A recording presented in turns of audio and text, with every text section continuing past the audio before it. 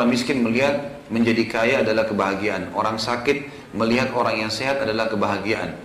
Tentu saja kebahagiaan ini relatif, besar kan kebahagiaan. Semua yang membuat orang tentram dikatakan bahagia. Kan itu. Kita bangun tidur sehat, oh saya bahagia. Kita dapat uang, kita bahagia. Dapat keturunan, bahagia. Soalnya gembira namanya kebahagiaan. Tapi ini tentu ada tingkatan-tingkatannya, gitu kan. Ada orang miskin, dia lihat bahwasanya harta itu kalau dia kaya, dia bahagia. Ini nggak bisa kita salahkan.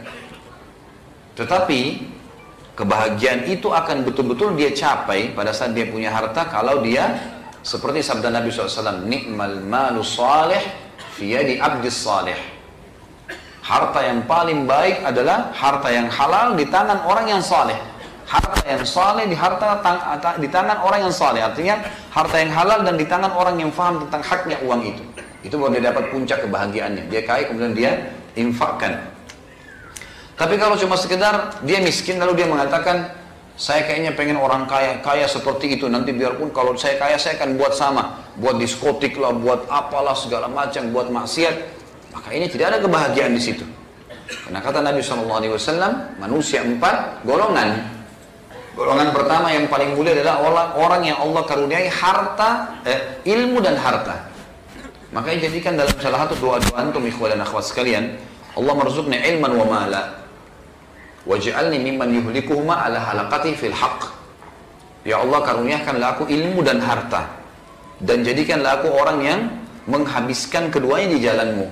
Kenapa? Kata Nabi SAW, manusia terbaik adalah pertama orang yang Allah karuniai ilmu dan harta lalu dia menghabiskan keduanya di jalan Allah. Selalu dia ngajar, dia selalu berinfak dan menggunakan di jalan yang benar. Golongan yang kedua adalah orang yang Allah karuniai ilmu tanpa harta. Dia pintar agama tapi nggak ada hartanya, susah hidupnya. Tapi dia bisa meraih derajat orang yang pertama dengan cara dia mengatakan, ya Allah kalau engkau karuniakan aku harta seperti fulan, dia soleh itu juga orang soleh. Kalau saya sama dengan saya akan buat yang sama. Kata Nabi SAW, fahuma fi ajri sawa. Mereka dalam pahala sama. Tapi ini dalam keadaan memang dia tidak punya ya. Jangan sampai ada dua si A sama si B, dua-dua punya ilmu, punya harta. Lalu yang si A mengerjakan apa yang tadi? Semua dihabisin jalan Allah. Ngajar sepanjang hari, kemudian dia juga infakkan hartanya, digunakan jalan yang benar. Kemudian si B melihatnya, lalu si B bilang, cukup saya dengan niat aja deh. Gitu.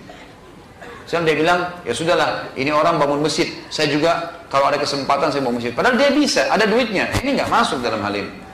Yang masuk adalah memang orang yang tidak punya harta, lalu dia lihat, coba ya, kalau betul-betul ikhlas dalam hatinya, tulus. Dia mengatakan, kalau saya punya seperti dia, saya akan buat sama. Betul-betul kalau Allah kasih, dia akan kasih. Allah lebih tahu niatnya. Allah akan kasih dia pahala sama. Sebanyak apapun perbuatan orang itu. Makanya teman-teman kalau lihat orang punya kelebihan dalam agama, minta kepada Allah akan diberikan yang sama. Kalau ada kesempatan saya mau buat ya Allah, dengan tulus, Allah kasih pahalanya sama. Golongan ketiga, orang yang Allah karuniai harta tanpa ilmu, nggak ada ilmu agama. Ini kesalahan fatal nih. Sehingga dia tidak tahu mana halal, mana haram. Lalu uangnya dihabiskan di jalan kesalahan, kebatilan. Mabuk-mabukan, zina, dan seterusnya. Kemudian datang golongan keempat, dia bukan lihat golongan kedua dan pertama, tapi dia lihat golongan ketiga. Ini yang jadi tadi saksi bahasan kita di pertanyaan. Lalu dia bilang, kalau seandainya saya punya harta seperti golongan 3 tadi, yang banyak berbuat maksiat, maka saya akan buat seperti dia. Kata Nabi, fahuma fi wazri sawa. Maka orang ini di dosa sama. Ini orang di dosa sama, gitu kan. Jadi ini kita harus hati-hati teman-teman sekalian ya. Jadi kebahagiaan itu relatif. Kalau dia berhubungan dengan masalah agama, maka insya Allah itu adalah kebahagiaan. Ya, itu adalah kebahagiaan. Dan kata Nabi SAW teman-teman tentang masalah harta misalnya. Tentang masalah orang kalau terlalu tergila-gila dengan harta yang banyak. Kata Nabi SAW, siapa yang bangun tidur, jasadnya sehat, dia punya makanan hari itu, dia punya rumah atau tunggangan yang dia bisa gunakan, dia adalah orang yang terkaya. Udah, gitu. Sudah cukup buat dia. Atau kadang-kadang juga ada orang sakit berharap sehat, nah, itu harapan bisa saja dia minta sama Allah. Tapi kalau dia berpikir bahwasanya cobaan penyakit itu akan membuat tadi waktunya, umurnya dipangkas di jalan ketaatan Allah, pembersihan dosa-dosanya, peninggian derajatnya, dan kalau dia sabar sampai di titik klimaksnya, sampai terima dengan Allah dan berobat, kemudian dia sabar sampai titik klimaksnya, insya Allah akan ada jalan keluarnya. Tadi ada pertanyaan sebelumnya itu, baik ini masalah kebahagiaan sudah ya. Bagaimana seorang mukmin dapat hidup dalam ketenangan sementara ia tidak mengetahui apakah dosanya telah diampuni, apakah amalannya diterima? Bagaimana bila ia selalu diliputi kekhawatiran dan kekhawatiran sehingga ia merasa lelah beribadah? Waswas syaitan itu.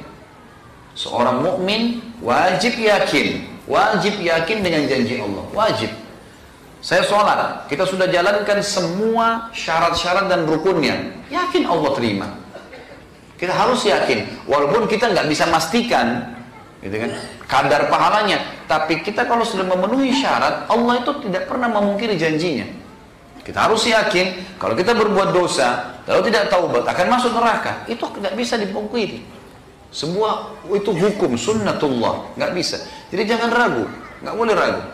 Kalau kita sudah bertaubat, sudah beristighfar, nggak ada tanda-tanda khusus dalam agama, gitu kan.